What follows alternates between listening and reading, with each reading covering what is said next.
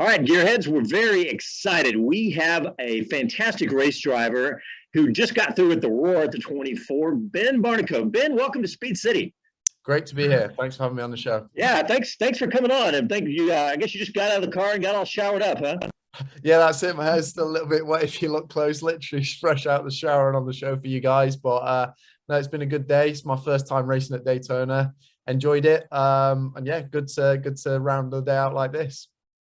Well, that's perfect, because I wanted to ask you that question. I mean, you've done a lot of racing around the world and some very prestigious races. You've been a factory driver with McLaren and so on, now with Lexus. But what was the whole Daytona American, it's the 60th year. What was your first take when you came into that tunnel and took in Daytona? Yeah, I was lucky enough to come here testing back in December. But when you pull up at the Speedway for the first time, I'd never been here prior to that. And I mean, just the size of the place is absolutely phenomenal. I was lucky enough to race in Indianapolis back in October last year too. So I feel very spoiled with the two. Obviously Indy's very famous for 500, and Daytona also for the NASCAR. So been very spoiled that I've been to two of the biggest racing venues in America in the last few months, but they just completely took my breath away. And everyone racing here is lucky to be here and on this track. Hey Ben, speaking of big and crowds and everything, what about 61 cars on track? Wow, that looked like a traffic jam. Yeah, it's super tough out there. It's especially for my first time here. It would have been nicer if there was a few less cars. It's pretty manic, but in all honesty, the Raw today was pretty sensible. We ran green the whole way, no cautions, which was a huge surprise to everyone, strategists included. None of us banked on that, but yeah, everyone's been sensible so far, and hopefully it'll remain that way next week. And it's funny, the Daytona 24 hours always gets a lot of attention from just general motorsport fans. Doesn't matter whether they're NASCAR or Formula One. There's always something for everybody. And because it's the beginning of the year and everybody's kind of hungry, give us an insight to our audience as to what it takes to set up any car, but the Lexus, obviously more importantly, at a place like Daytona where you're on the banks, but then the rest of it is pretty much like what I would call a regular circuit, the infield anyway. Yeah, so there's quite a few key aspects to it really. There's you need a lot of things from the car. So the banking obviously is super high speed. You flat out all the way around it other than the bus stop on the back straight. So it's quite important that you have good straight line speed. So we're running quite low downforce for that, actually, to get good top speed, not only for lap time but also to create overtaking opportunities, because if you're slow on a straight, bit of a sitting duck. So that's sort of our number one priority, trying to capitalize on that. But then secondly, on the complete opposite hand to that, the infield section here is actually quite slow speed corners. They're all second gear, quite stop start. So it's very important that you have good mechanical grip and traction, especially. One thing that we're certainly, experienced in Raw today, we struggled a bit on tire degradation and traction in particular. So that's one thing that we've got now to study and work on over the next couple of days off, and see how we can improve that to come back and make us more competitive at the Rolex next Saturday afternoon and through to Sunday. Hey, I got one for you, Ben. I want to ask you about the car, the Lexus itself, because number one, I know you were a factory McLaren driver for 5 years, and you're moving to a team with, Toyota backing, huge dollars. So I want to ask you all about that. But I want to start by asking about, I was looking at the size of the car.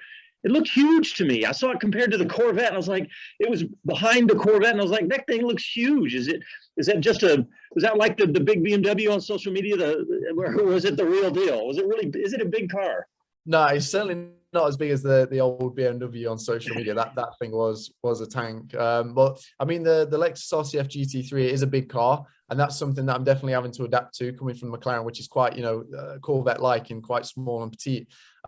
Just things like like in turn 3 and 5, just judging how wide the car is, and with it being front engine, I feel quite a long way away from the front axle on the front right tire, especially. So it is taking some adapting to. It is a big car, but it's certainly not quite as big as it appears. It's just sort of the shape of it, and it's going well. I'm enjoying driving it.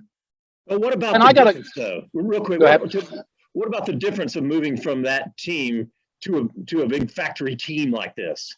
Yeah, that's it. When I got the phone call back in sort of September, October time last year from Toyota Racing Developments asking me if I'd be interested, from getting a call up from such a big organization like that, it would be it was almost impossible not to take it. And their support from the Toyota tie-up with Lexus and this whole opportunity just was incredible. And right from the moment that I received interest, I was well up for it and really wanted to be here. Racing in American sports cars is something I've always wanted to do. There's a lot of manufacturers over here, and it's probably the biggest series in the world. I know WEC is also very large, but being here and seeing the crowd and the enthusiasm behind the sport, it's really been an eye-opener and made me very satisfied in the decision that I have made, and really enjoying being a part of the whole TRD and Lexus family. And again, the organization that Bass Sullivan have ran is incredible. And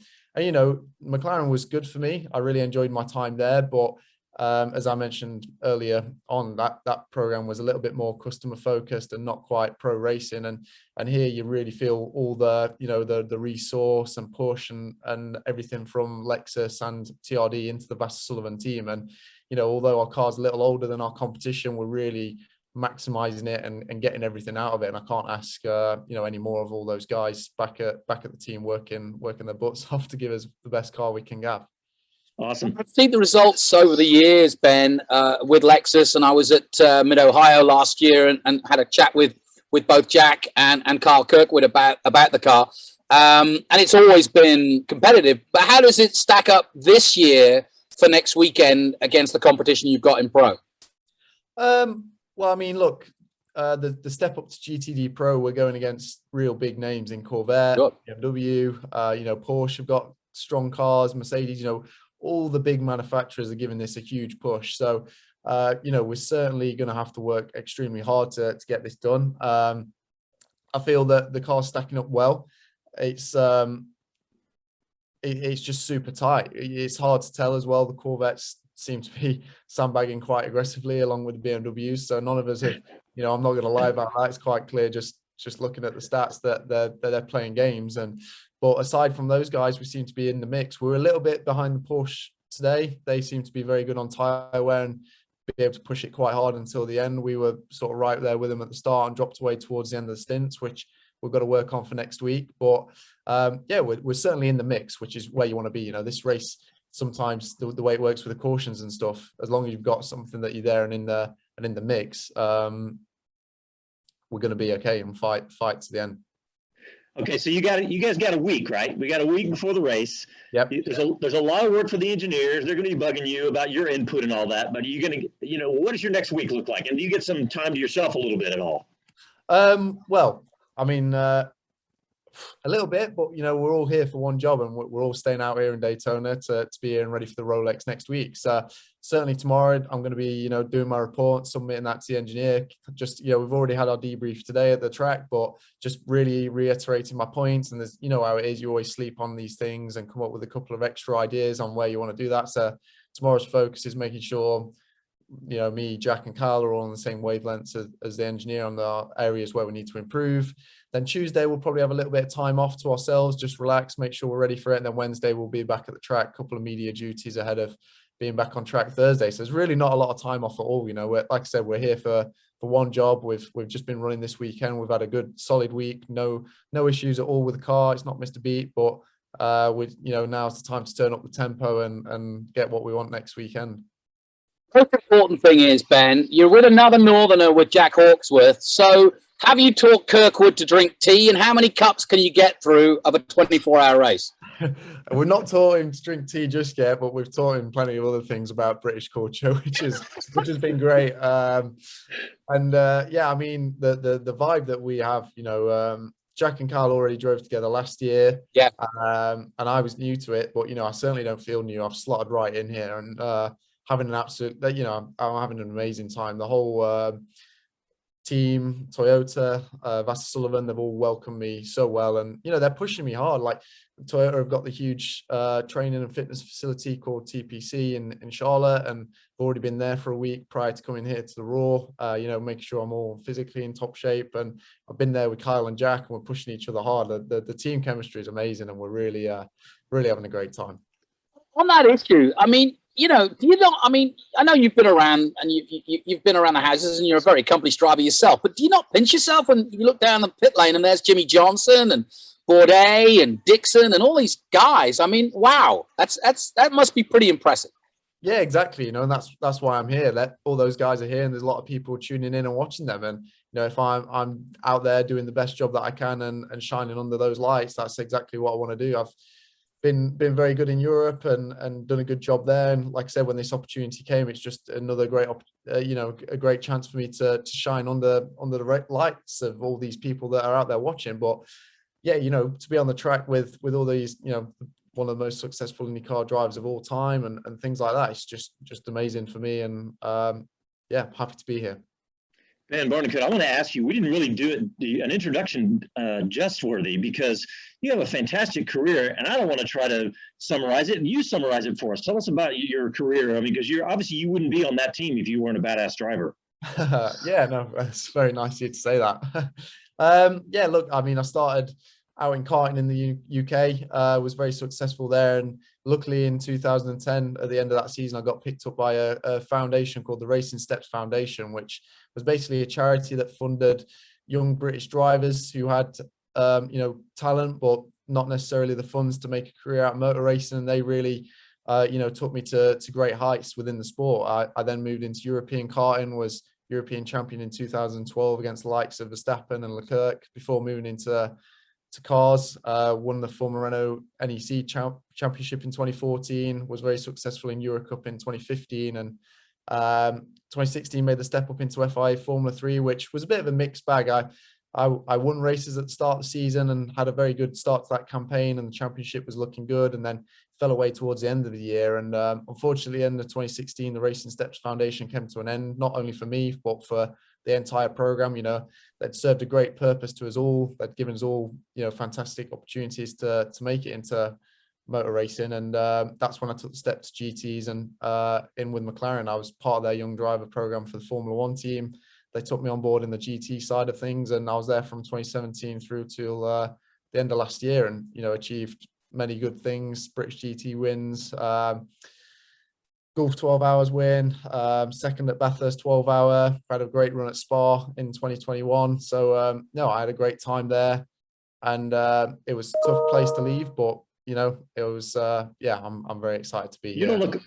You don't look old enough to have accomplished all that. Obviously, that's a fantastic career, Ben. Congratulations. No, thank you very much. It's yeah, I guess, you know, started young and had great people around me, put me in the right places. So I'll be forever grateful for those names that I mentioned there that made me here today. You know, it's great to be on this Lexus team, and you know, Lexus are just going from strength to strength. The progress of their program is, you know, is going in the right direction for sure. Reiterated by our step up into GTD Pro this year. And it only excites me what more is to come. Like we're getting the most out of our car right now, but a new car's in the pipeline, and we're all extremely excited about that. And it's going to take everything to a new height. Well, Johnny Green, he's got to go to dinner. You got anything else for him? No, I think that's awesome. I'm wishing him best of luck. Why don't you finish off by telling us the car number and your social or whatever, so we can. Now people are getting to know you. We're getting to know a lot of new drivers that we maybe don't see every weekend here in the States. So why don't, you know, let's get out there.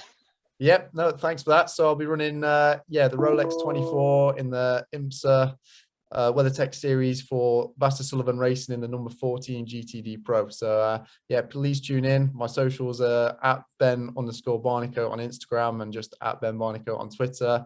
Be plenty of updates on there for you to follow. And yeah, thanks again for having me on the show, guys. Yeah, all you got to do is you just have to look for the giant yellow Lexus. It was yellow, right? That's it. Fluorescent yellow. You won't miss us coming in, as our competitors won't in their mirrors. We're always on Sunday. Good for you. Thanks a lot, Ben. We appreciate you coming on. You're welcome. Thanks for having me.